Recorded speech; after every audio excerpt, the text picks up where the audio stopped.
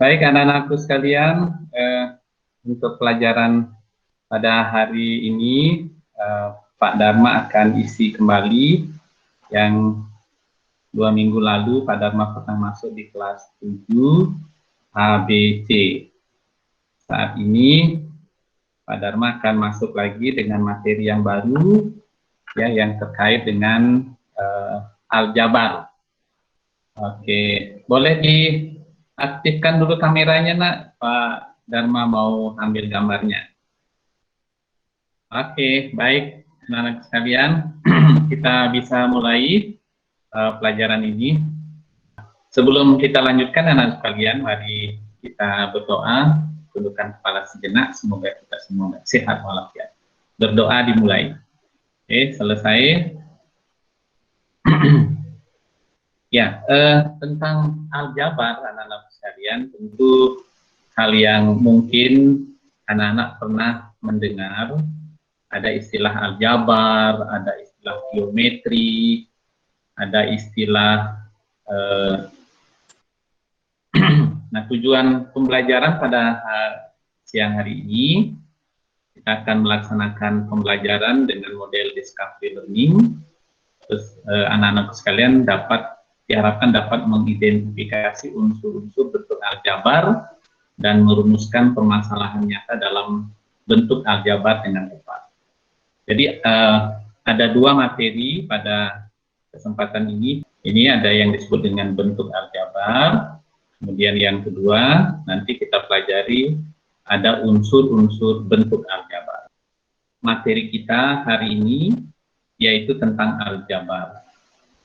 Ini tahukah kalian apa sih pengertian aljabar?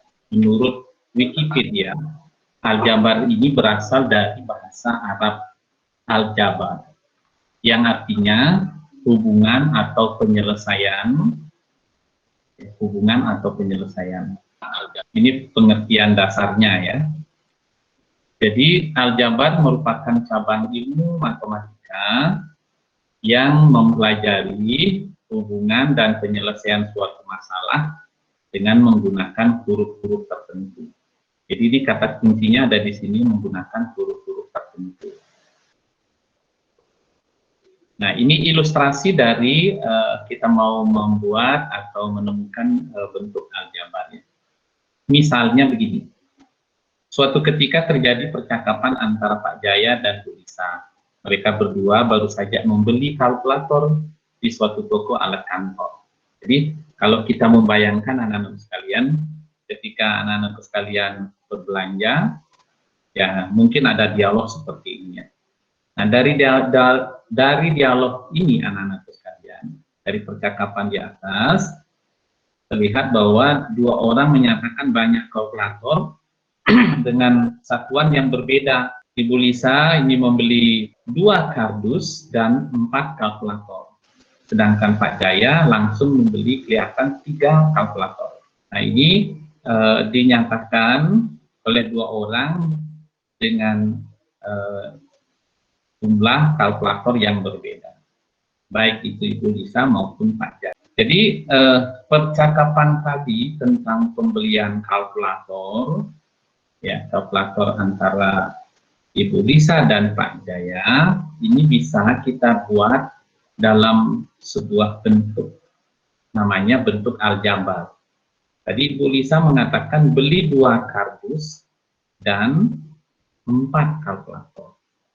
Jadi, kalau misalnya kardus ini kita ibaratkan sebagai X, ya, sebagai X, jadi dalam istilah aljabar ada X, ada Y, ada Z. Jadi kita, karena di dalam kardus ini kita belum, nah coba kita berlatih sekarang, ya, kita berlatih sekarang.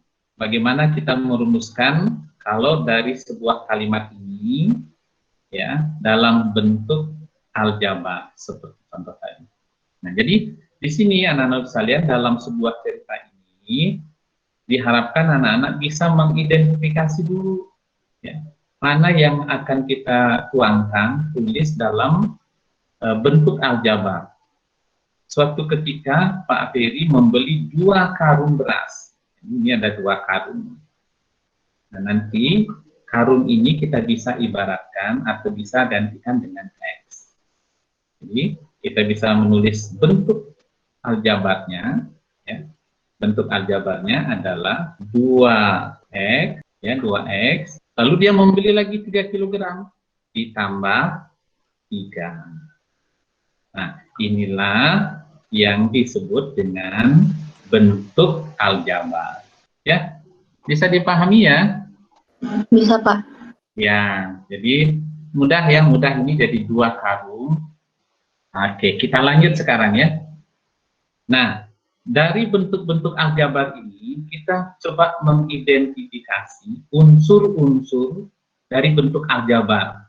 Kalau kita melihat di sini ada 3, ada X, ada 10. Ini ya.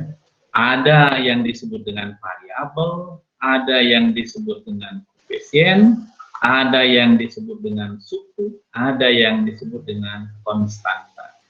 Nah, coba kita melihat lagi, ini perhatikan di bawah ini ilustrasi tadi, 2X ditambah 5. 2 ini, ya, 2X ini, 2-nya ini kita disebut ada koefisien. Jadi 2 ini disebut dengan koefisien. X-nya ini disebut dengan variabel. Oke.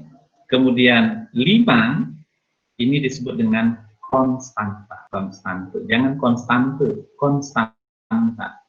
Ya, jadi dalam kalimat 2X ditambah 5 memiliki unsur-unsur koefisien 2. Nah, koefisien ini dengan 2 dengan 5 beda namanya. Ya, koefisien ini ada 2, kemudian variabel. Berarti antara koefisien dengan variabel ini ada 2X ini disebut dengan suku. Ya, 5 ini disebut dengan suku. Jadi pada kalimat atau bentuk aljabar 2X ditambah 5 ini terdiri dari 2 suku. Ini penjelasan yang lebih lengkap ya. Variabel adalah peubah variabel atau peubah adalah simbol yang dilambangkan dengan huruf kecil A, B, C, D, E, F, atau dalam matematika sering disebut dengan istilah-istilah atau huruf-huruf X, Y, Z.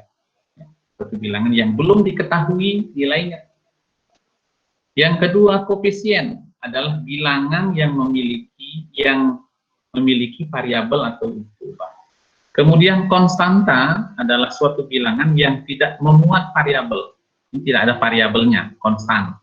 Sedangkan suku adalah bentuk-bentuk yang dipisahkan oleh tanda penjumlahan atau pengurangan. Jadi adalah bentuk-bentuk yang dipisahkan oleh tanda penjumlahan atau pengurangan. Ya, itu disebut dengan suku. Coba sebutkan variabelnya di bentuk aljabar ini. Yang mana disebut variabel? X. X-nya. Oke. Koefisien.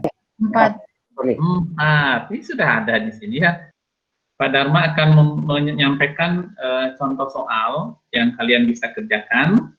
Silakan diisi. Ini linknya, link soalnya. Oke. Nah, anak-anakku sekalian coba perhatikan koefisien dari Q. Coba kita lihat bentuk aljabarnya. Ini ada tiga suku ya.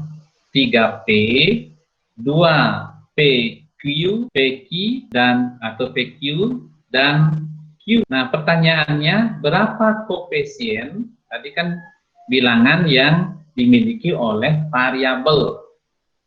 Coba lihat variabel P, berapa koefisiennya di sini? 3 ya. Kalau variabel, nah ini variabelnya ada PQ namanya, ya. Ada gabungan ini di sini, gabungan PQ-nya. Sedangkan ini sendiri. Oke, coba lihat sekarang ya. Yang ditanyakan adalah yang Q saja, yang Q saja. Ini. Baik, demikian pertemuan kita, anak kalian. Terima kasih atas kehadiran.